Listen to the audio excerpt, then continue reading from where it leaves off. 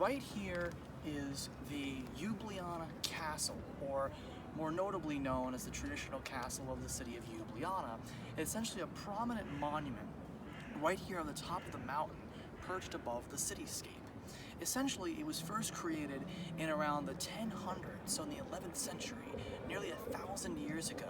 as essentially a fortress for the Dukes of Upper Carniola, a region of the Slavic area which was part of the Holy Roman Empire, as essentially it was kind of made as a way to prevent there being major invasions from Lower Carniola, another duchy which was also in the area. Now, there were many battles here, not only fought in the Carniola Wars and the wars of local regions, but also there are many prominent wars fought not just between the Holy Roman Empire, the Russians, and potential Ottomans who came in from the south,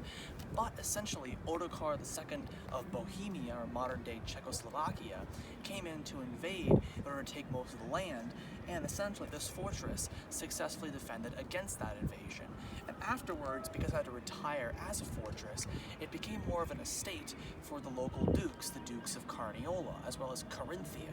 another duchy that came later. Now, it has actually been extremely well preserved as a major monument of Slovenian history,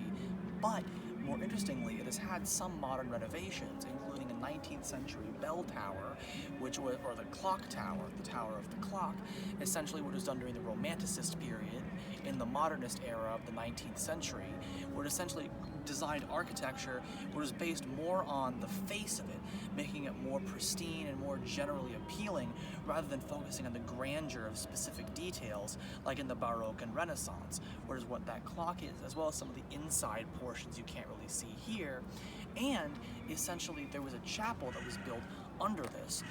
essentially during the Holy Roman era, the Baroque era, in which the Holy Roman emperors tried to commence it to be more of a Holy Roman, more of a Habsburg, as the dynasty was, monument. And if you go into that chapel, you can actually see all the major Holy Roman emperors who were obviously leaders of the empire when this castle was part of Holy Roman territory. So all in all, it's an incredibly beneficial monument that you should visit.